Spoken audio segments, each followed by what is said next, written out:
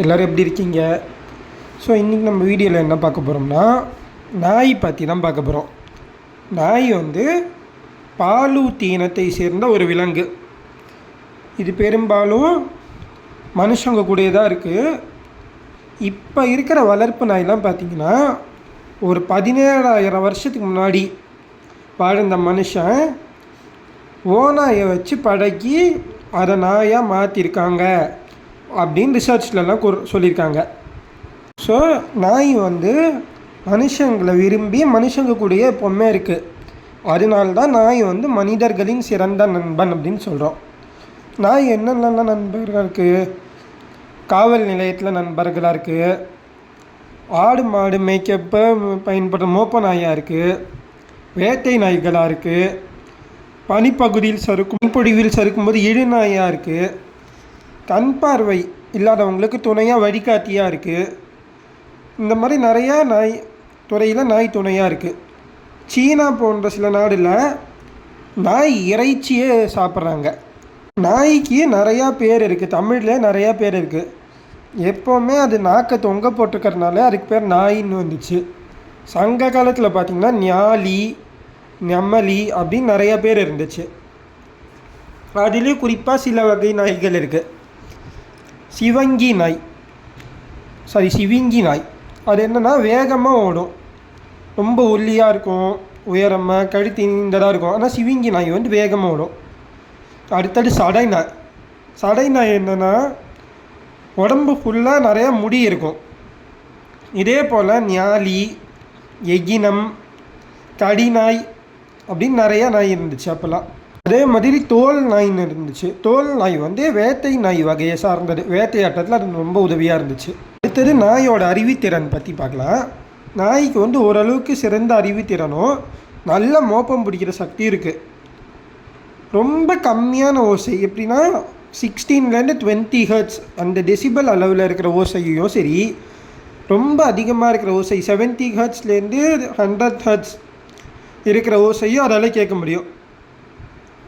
அதோட பார்க்குற நேரத்தில் பிளாக் ஒயிட் அப்படின்னு ரெண்டு கலர் தான் இருக்குது.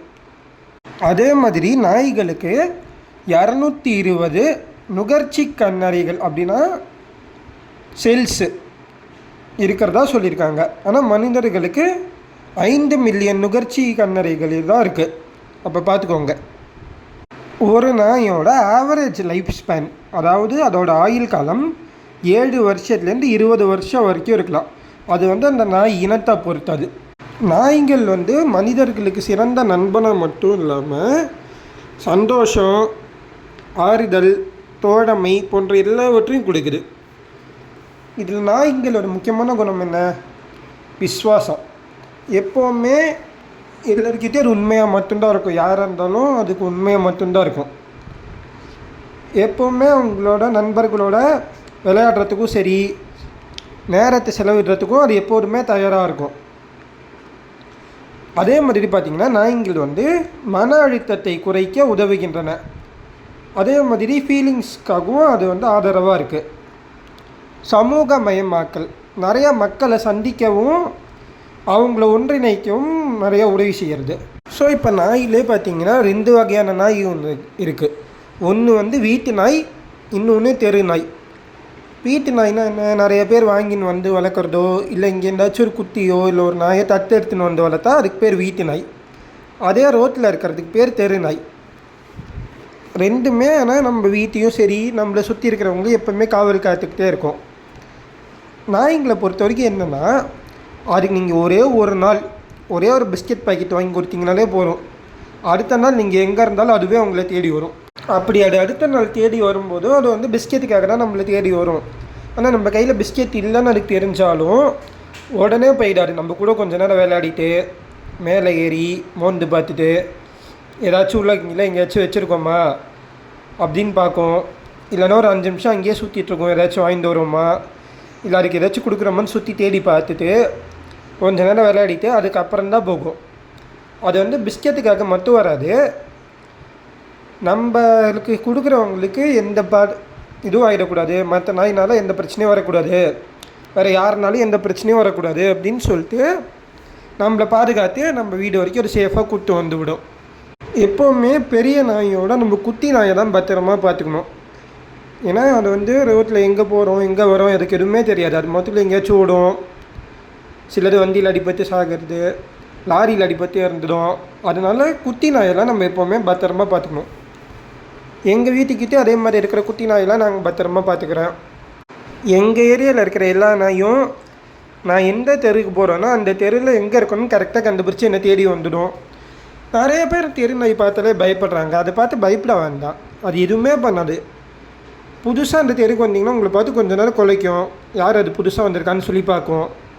ஒரு வாட்டி அது கூட பழகிட்டிங்கன்னா அது உங்களுக்கு கூடவே வரும், அது உங்களுக்கு எதுவுமே பண்ணாது. இல்லை அது மொத்தத்தில் குலைச்சிட்டு போட்டோம் அப்படின்னு சொல்லி நீங்கள் அமைதியாக வைட்டிங்கன்னா அது உங்களுக்கு எதுவுமே பண்ணாது. குலைச்சிட்டு அது மொத்தத்தில் அமைதியாக போயிடும். சரி இதனால உங்களால் எந்த ஆபத்தும் நமக்கு இல்லை அப்படின்னு சொல்லிட்டு அதுவும் விட்டு போயிடும். ஸோ நீங்களும் உங்கள் வீட்டுக்கிட்ட ஏதாச்சும் நாய் இருந்துச்சுன்னா, முக்கியமாக குட்டி இருந்துச்சுன்னா இந்த குட்டி எடுத்து பத்திரமா வச்சு வளர்த்துக்கோங்க. அந்த குட்டி பின்னாடி வளர்ந்ததுக்கப்புறம் நிறையா உதவி செய்யும்.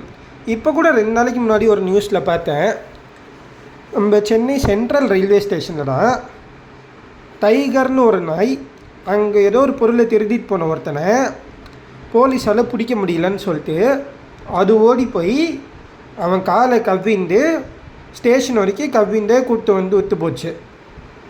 அந்த மாதிரி எந்த வகையில் இருந்தாலும் உங்களுக்கு நாய் ஒரு சிறந்த நன்றி உள்ள ஜீவனாக இருக்கும். வீட்டை பாதுகாக்கிறதுலையும் சரி, நம்ம கூட விளையாடுறதுலையும் சரி, எல்லாத்துலேயுமே அது உண்மையாக இருக்கிறதுனால தான் அது வந்து கிரேட்ஃபுல் அனிமல் அப்படின்னு சொல்கிறோம். ஸோ நீங்களும் வீட்டு பக்கத்தில் நாய் இருந்துச்சுன்னா அந்த நாய்க்கு டெய்லி ஒரு பிஸ்கெட் கொடுங்க. இல்லை உங்களால் பிஸ்கெட் கொடுக்க முடியலையா, அது கூட ஒரு 2 நிமிஷம் டைம் ஸ்பெண்ட் பண்ணுங்கள். அதுவும் ஜாலியாக உங்கள் கூட விளையாடும். அது கூட டைம் ஸ்பெண்ட் பண்ணும்போதே ஒரு மாதிரி அமைதியாக ஜாலியாக இருக்கும். இந்த மாதிரி யாரெல்லாம் நாய் வளர்த்துருக்கீங்களோ இல்லை யாரெல்லாம் நாய் கூட விளையாடுவீங்களோ அவங்களாம் கமெண்ட் பண்ணுங்கள். இல்லை அப்படின்னா உங்களுக்கு நாய் பிடிக்குன்னா இந்த சேனலை லைக் பண்ணுங்கள், சப்ஸ்கிரைப் பண்ணுங்கள். Thank you, by.